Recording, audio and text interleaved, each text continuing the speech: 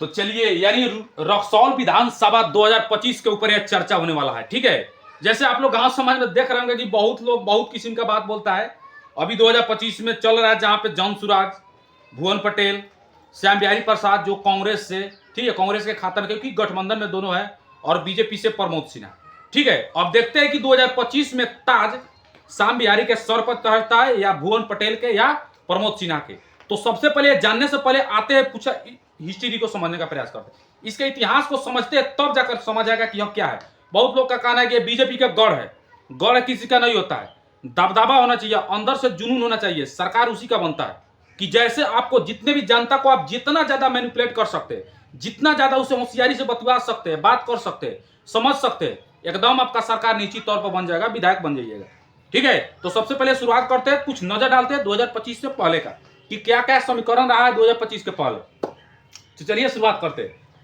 सबसे पहले जानना जरूरी है 2020 का बाद चुनाव हुआ जिसमें प्रमोद सिन्हा थे, समझिए कि विजेता और उप विजेता। उप विजेता का मतलब होता है ऐसा नहीं कि हारा मतलब पराजित पार्टी रामबाबू यादव, क्योंकि पिछले बार उन्हीं के खाते में चला गया था 2025 में, सॉरी 2020 में 44,056 को वोट। और देखिए यहाँ पर प्रमोद सिन्हा पर 80,979 को वोट, और इंडिपेंडेंस मतलब निर्दलीय सुरेश यादव, ठीक है, जो पिछले बार 2015 के प्रत्याशी थे, आरजेडी प्रत्याशी, उनको सपोर्ट में मतलब निर्दलीय चुनाव लड़े थे, 28,593 को वोट प्राप्त हुआ था। आप समझ सकते ये शख्स कोई कमजोर नहीं है, इसको अंदाजा लगा सकते।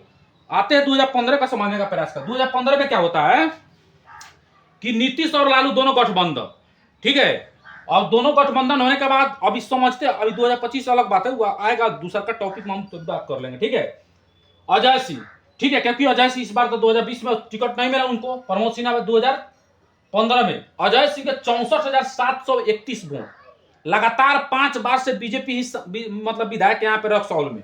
ठीक है, सुरेश यादव जो पिछले बार नीतीश और लालू गठबंधन में 61,562, समझ सकते लगभग 3,000 वोट से इधर से उधर हुआ था, समझ सकते 3,000 वोट का मामला था।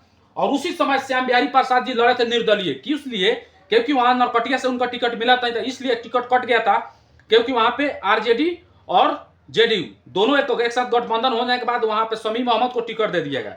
तो सोचे कि क्यों ना अपने क्षेत्र में आकर दबदबा जमा दिए, तो ऐसा बात नहीं है। श्याम बिहारी प्रसाद ने 21,697, सरकार तो वहीं पे बदल सकता है, बीजेपी का वहीं पर घमंड टूट जाता। कहां पे, जहां पे यहाँ पे सुरेश यादव जब 2015 में लड़ाई हुआ था 61,562, उस समय श्याम बिहारी प्रसाद और नहीं लड़ते तो निश्चित तौर पर यहाँ पे सुरेश यादव का जो सर पर 2015 में विधायक बन सकते थे। खैर छोड़िए, वो अलग बात है, पहले आप समझते हैं, इतिहास को जानने का प्रयास करते हैं, वो अलग बात है। अभी आएंगे 2025 में, ठीक, हम बोल देंगे वही सरकार बनेगा। ठीक है, अब यहाँ का रक्सौल में, ठीक है, नहीं कि हम जनता का मत है, जहां पे मन को वहां पे दीजिए।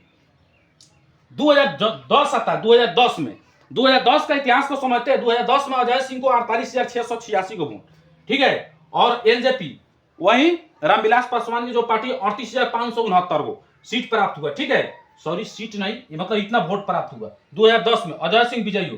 2005 में 2 बार चुनाव हुआ था, आपको मालूम है, इस चीज को आप वोट दिए होंगे, हालांकि हम लोग को जानकारी नहीं है, हम लोग इतिहास पढ़ने वाला लोग है, इस चीज को आप समझ सकते। 2005 में, फरवरी 2005 में और अक्टूबर 2005 में दो बार, उसी समय भी बीजेपी सत्ता में आया था, उसी समय समझिए बीजेपी का दबदबा था, क्योंकि बीजेपी का गढ़ माना जाता है रक्सौल को, बीजेपी का गढ़, क्योंकि बीजेपी को गढ़ को तोड़ना मुश्किल है, नामुमकिन है। ठीक है, 2007 में आता है अजय सिंह। अजय सिंह फिर से बीजेपी अपने सत्ता में लाता है, बीजेपी 41,983 को वोट से वो विजय प्राप्त हुआ, मतलब उनको इतना मत प्राप्त हुआ, वोट प्राप्त हुआ 2007 में अजय सिंह को 41,000। उसी समय Sagir Ahmad, INC, Indian National Congress, ठीक है, 29,092। उस समय आरजेडी अलग था, आरजेडी को भी वोट पड़ा था, मतलब लालू प्रसाद यादव का वोट मतलब 15,000 का करीब पड़ा था। तो हालांकि इधर से उधर दोनों गठबंधन में रहते तो सरकार उस समय भी बन सकता था। इसी पार्टी से देख रहे हैं कि महागठबंधन और एलजेपी और ये सब गठबंधन हो रहा है। उसी का 1995 में आते हैं, उस समय 1995 में आईएनसी, क्योंकि उस समय कांग्रेस का दबदबा था, क्योंकि आपको मालूम है कि देश के इतिहास में अगर कोई पुराना पार्टी का बात किया है तो भारतीय राष्ट्रीय कांग्रेस है। पुराना पार्टी तो है उससे भाई, लेकिन वो देश के आजादी करने में अहम भूमिका था, इस समझ सकते, क्योंकि इतिहास पढ़िए तो मालूम चलेगा कि हम लोग के साथ क्या अत्याचार हुआ नहीं हुआ, इस चीज को समझ सकते। हम लोग तो इस तरह बात नहीं कर सकते किसी से, क्योंकि हमारे बड़े बड़े सीनियर लोग होते हैं, अपने आप को धुरंधर समझते हैं, तो ऐसा होता है समाज है, उसको इग्नोर करते हुए आप लोग चलिएगा, ठीक है।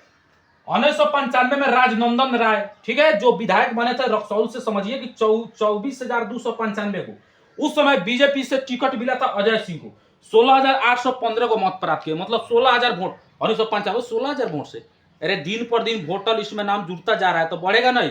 अभी 2025 का समीकरण अलग है, यहाँ पे देख सकते हो राजनंदन राय, अब बीजेपी को 16,000, उस समय अजय सिंह को टिकट मिला था 1995 में, ठीक है। 1990 में फिर से राजनंदन राय जीतते हैं विधायक में रक्सौल में, 24,225 को वोट मिला था, ठीक है। 1985 में सगीर अहमद, जानते होंगे, ठीक है, हमें तो जानकारी है सगीर अहमद कौन है, ठीक है। 1980 में, ठीक है, उनको भी सगीर अहमद दोनों, यानी 1980-85 में सगीर अहमद हुआ, 1985 में सगीर अहमद, 1900 इतना में इतना, और 90 में राजनंदन राय, 1995 में इतना, 2010 में इतना सब देख सकते हैं, 2020 में 80,000, यहाँ 44,000 को।